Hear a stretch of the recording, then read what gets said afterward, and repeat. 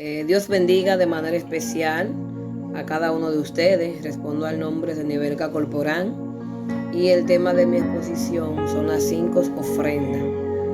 La primera ofrenda se encuentra en Levíticos capítulo 1 de verso 7 en adelante, que es la ofrenda del holocausto. En este capítulo Dios habla a Moisés y le dice a Moisés las instrucciones, las leyes y las ordenanzas acerca de cómo él quería que le ofrecieran esa ofrenda del holocausto. Esta ofrenda del holocausto consistía en sacrificar un animal. Específicamente tenía que ser un animal macho, una vaca, un becerro, pero tenía que ser un animal limpio. Este sacrificio se hacía todos los días. Diariamente se sacrificaba un animal sobre el altar con el fin de la expiación de los pecados del pueblo o de esa nación. La segunda ofrenda se encuentra en Levíticos capítulo 2, que es la ofrenda de la primicia. Esta ofrenda de la primicia, llamada también la ofrenda de la oblación o la ofrenda del acercamiento a Dios. Esta ofrenda consistía en que el pueblo debía de dar la primicia de su agricultura. Es decir, este sacrificio no era de un animal, sino que era una ofrenda que sacrificaban de la primicia de su tierra. El mejor fruto lo ofrecían para Dios. Mayormente este fruto o más bien este sacrificio consistía en harina mezclada con aceite y se encendía sobre el altar. Esto se hacía en agradecimiento de que Dios le proveía a ellos el pan de cada día. Y por esto el pueblo hacía esta ofrenda de agradecimiento a Dios. Sigue la ofrenda de la paz, según Levíticos capítulo 3. Como su nombre lo indica, esta ofrenda era una ofrenda que se ofrecía voluntariamente. En esta ofrenda Dios no era tan exigente, podríamos decirlo así, ya que como su nombre lo indica, era una ofrenda que el pueblo ofrecía voluntariamente al Señor. Y es por esto que en este tipo de ofrenda no había ningún tipo de exigencia con respecto al animal. Sí debía de ser un animal limpio. Mayormente el pueblo tenía 5 animales específicos que eran animales domésticos, como la oveja, la vaca, el buey, la paloma. Eran animales domésticos, como lo dije anteriormente. No importa si era hembra o si era macho, el Señor aceptaba el sacrificio. Esto era con el fin de mantener la comunión con Dios, el acercamiento a Dios y el agradecimiento. La próxima ofrenda es la ofrenda del pecado. Como su nombre lo indica, esta ofrenda sí era exigente, porque ahí el pueblo tenía que buscar, o más bien la persona tenía que buscar el oferente, que era la persona que daba el sacrificio, que ofrecía el sacrificio. En la ofrenda de pecado, esta persona tenía que buscar un animal sin tacha, un animal sin mancha, un animal doméstico, un animal limpio, un animal que esté apto para que el Señor lo pudiera recibir. Esta ofrenda consistía en que se degollaba el animal, se derramaba toda la sangre sobre el altar, se quemaba por entero el animal y lo que quedaba se le daba al sacerdote para que comiera él y su familia. Esta ofrenda, como le dije anteriormente, era con el fin de buscar el favor o el perdón de Dios. Anteriormente, cuando las personas pecaban, buscaban un animal para sacrificarlo. Este animal simbolizaba que la culpa de esa persona caía sobre el animal. Y en vez de esa persona morir o ser condenado, entonces el animal servía como un intermediario y era quien cargaba la culpa, y la sangre era derramada. La sangre del animal era derramada como simbología del perdón de pecado. Entonces ahí vemos cómo esa persona buscaba el favor de Dios a través de cada uno de estos sacrificios. Algo muy importante que quisiera resaltar es que el sacrificio tenía que ser un sacrificio puro.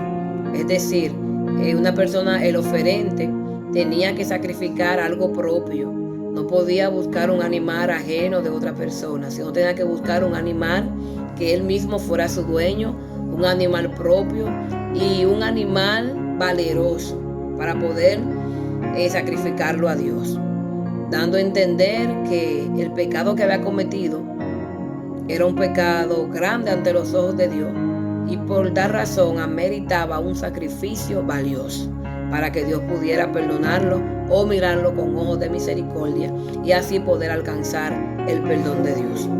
En el Levítico, su capítulo 5, verso 14, habla de la última ofrenda o sacrificio, que es el de la culpa.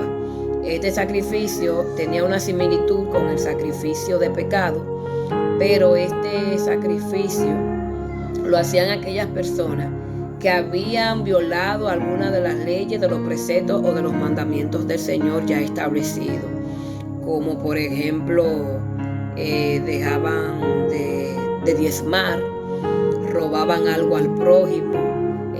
Cuando cometían estos tipos de pecados así, entonces sacrificaban un animal, como le dije anteriormente, sin tacha, para remisión de los pecados. Por eso es que estas leyes o estas instrucciones que Dios le da a Moisés, lo hace de una forma clara, de una forma precisa. Es un Dios, vemos que es un Dios exigente cuando se trata de sacrificar algo para Él. Dios no recibe todas las cosas. Desde el principio Dios exige que se le dé lo mejor. Nosotros como cristianos que somos, debemos de darle lo mejor a Dios en todo el sentido de la palabra. Y es por eso que ya el apóstol Pablo nos dice que tenemos que presentar nuestro cuerpo como sacrificio vivo. Ya en este tiempo quizás no hacemos sacrificio como lo hacían aquellas personas del pueblo de Israel o aquellas personas de la antigüedad, pero debemos de saber qué le estamos dando a Dios. Muchas veces pensamos que porque es para Dios que lo estamos haciendo, Él recibe todo lo que le hacemos, y no es así. Para yo darle algo al Señor, no debe ser simplemente para yo buscar su favor o para yo buscar su perdón, sino que debe de salirme del corazón y hacerlo con sacrificio vivo. Es decir, entregándome yo misma, buscando el favor y la benevolencia del Señor, con un corazón doblegado, con un alma humillada, para poder alcanzar el favor de Dios. También quisiera resaltar las regulaciones adicionales para las ofrendas, la instalación y el ministerio de Aarón, es decir, su consagración. Cuando Dios habla a Moisés, le da orden a Moisés de que llamara a Aarón y a sus hijos. Vemos que registra que él lo baña, lo viste, le ponen nueva vestidura, le ponen ropas limpias, lo ungen con aceite y le entregan el manto del sacerdocio, dando a entender de que ya el Señor lo había puesto para ministrar. El sacerdote tenía que estar puro, tenía que estar apto para ofrecer también el sacrificio del pueblo al Señor. Así que es cuanto. Espero que esta exposición, aunque no fue muy larga, porque es mucho material, lo quise hacer de la forma más breve posible, pero vemos la importancia de cada una de estas ofrendas. Cada ofrenda de estas tenían su objetivo, tenían instrucciones de parte de Dios, que no era que el pueblo iba a ofrendar o iba a sacrificar lo que el pueblo quisiera o lo que tenía a su alcance. No, el pueblo debía ofrendar lo que Dios le pedía. Y cualquier ofrenda que se entregaba a Dios debía de ser lo mejor, tanto en la agricultura como los frutos de la tierra, como el sacrificio de animales que se hacía. Había que darle a Dios lo mejor. Si era un animal, este animal tenía que ser sin tacha alguna, sin ningún tipo de mancha. Y si era de la agricultura, en el caso de la ofrenda de la oblación, o más bien de la primicia, tenía que ser lo mejor, el mejor producto. La primera cosecha era para Dios. Diferente de este tiempo, cada una de estas ofrendas son diferentes el tipo de acto, pero ya más que un sacrificio, en este tiempo nosotros cargamos nuestra propia culpa. Es decir, somos responsables de cualquier pecado que cometamos, y para alcanzar el favor de Dios ya no es por medio de un corderito, ya que Cristo vino, murió en la cruz del Calvario y se ofreció él mismo como sacrificio vivo. Ya a nosotros nos toca vivir una vida plena conforme a su palabra para no ofender a Dios en lo que no sea posible. Así que Dios lo bendiga, Dios le guarde a todos, y hasta aquí ha sido esta exposición.